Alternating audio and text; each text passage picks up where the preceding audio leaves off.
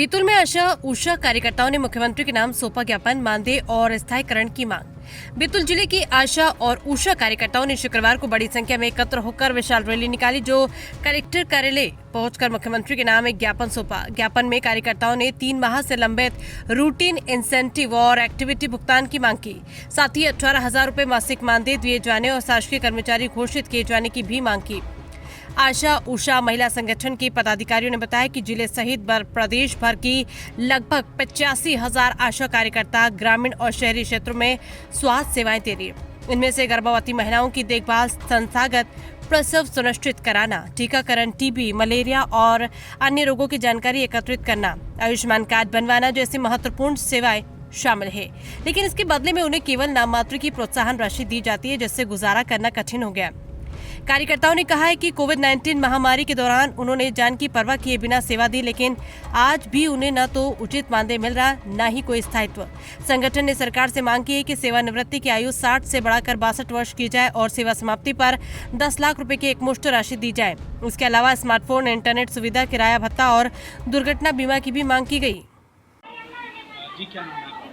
जी, मेरा नाम शबाना शेख है, आशा उषा महिला संगठन से जिला अध्यक्ष। शबाना जी बताएं, आज सब लोग आप कार्यकर्ता हैं, कलेक्टेड आए थे, क्या मांग है आपको? सर, हम लोगों को 3 माह से मानदेय नहीं मिला है और हमारी आशाएं बहुत परेशान है, क्योंकि कुछ आशाएं तलाकशुदा है, कुछ विधवा है और काम हमसे पूरे करवाए जा रहे हैं और विभाग हमको कहता है कि हम स्वास्थ्य विभाग की रीढ़ की हड्डी है, लेकिन अगर रीढ़ की हड्डी कमजोर हो जाएंगी तो फिर कैसे काम चलेगा। इसीलिए हम ये चाहते हैं कि हमारी जो प्रोत्साहन राशि रुकी हुई है और 3 महीने से जो हमको राशि नहीं मिली है वो हमें प्रदान की जाए। कितनी राशि है जो तुरंत? सर, वो जो 6,000 रुपये है वो रुका हुआ है और 7 एक्टिविटीज़ का पैसा रुका हुआ है और अभी 3 महीने से कोई पैसा हमको नहीं मिला। जैसे कि अधिकारी बता रहे हैं कि कुछ डल चुका है पेमेंट। नहीं, कुछ डला है लेकिन पूरा पैसा नहीं डला। 3 महीने का कुछ भी नहीं। क्या आश्वासन मिला इनसे? अभी इनसे हमको ये आश्वासन मिला है कि आपका बजट आ चुका है और जून तक आपके खातों में पैसा डाल दिया जाएगा। लेकिन सर, कभी भी ऐसा होता है कि 15,000 रुपये बनते हैं, 10,000 रुपये आते हैं, कभी भी पूरा पैसा नहीं आता। 6,000-7,000 बनते हैं तो वेतन रुकने से क्या दिक्कतें हो रही है? बहुत दिक्कतें हो रही है। हमारे यहाँ बच्चों की बीमारी है और खान पान है, शिक्षा, सारी चीजों में तो खर्चे लगते हैं। बिना पैसों के काम चलता है क्या? घर परिवार नहीं चलता बिना पैसों के।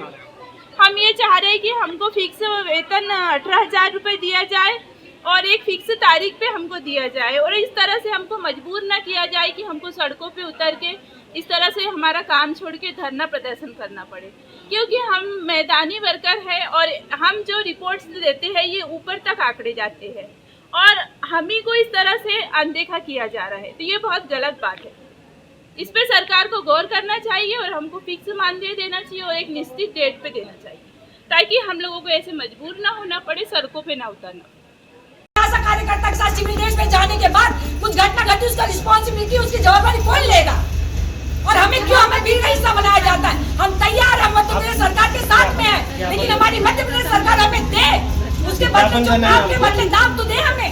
आज हमें सिविल ड्रेस में पहुंचाया जा रहा है भोपाल। अगर जब हमारी आशा कार्यकर्ता कुछ होता है तो कौन सी रिस्पॉन्सिबिलिटी है? हमारे पास मैसेज है हमारे विभाग के, हमें डरा धमकाया जाता है। आज हमारे यहाँ काम हमारी आशा बहनों की आज कम से कम 1,500 बहने हैं, आज हमारी यहाँ 400 बहने आई है मात्र, क्योंकि बहने का रोक लिया गया है। तो ये सारा गलत है। मध्य प्रदेश सरकार और केंद्र सरकार हमारे साथ नाइंसाफी कर रही है और हम मध्य प्रदेश और राज्य और केंद्र सरकार के साथ है, उसके बावजूद हमारी आशा कार्यकर्ताओं को समय पर भुगतान भी नहीं होता है। सर बताएं, जो महिलाएं लोग आए हैं आवेदन लेके कि इनका वेतन में कटौती की गई, क्या कुछ पूरा मामला है सर और क्या सुनवाई की जाए? उनका जो आशा का जो पेमेंट है, जो पूर्व का जो भुगतान है, उनका पेमेंट है ना आ चुका है और उसका अभी ये जून में जो है ना पेमेंट पूरा हो जाएगा और इनकी जो राशि बढ़ी हुई है 238 रुपये, उसका भी उनके वेतन में दिया जाएगा। महिलाओं का ये कहना है, जो ये कार्यकर्ता है, इनका कहना है कि अभी तक के तो वेतन नहीं आया है। हाँ, और पुराना भी वेतन कुछ रुका हुआ वो भी नहीं मिल पाया। इसके लिए क्या था कि संविदा का जो कॉन्ट्रेक्चुअल पे थे, पूर्व का जो लिखा वो जो रुका हुआ था वो इस महीने पूरा हो जाएगा। अभी सरकार ने जो बजट क्या था ना, मार्च एंड में उनके पास बजट नहीं रहता है, तो मार्च में एंड में जो अप्रैल का जो रहता है तो इसमें ना इस महीने जो भुगतान होता है ना तो लेट होता है, इसलिए बजट के आवंटन के कारण भुगतान नहीं हो रहा था। अब बजट आ चुका है तो इनका भुगतान पूरा कर दिया जाएगा। कितने समय में इनका भुगतान होगा? ये महीने में कर देंगे।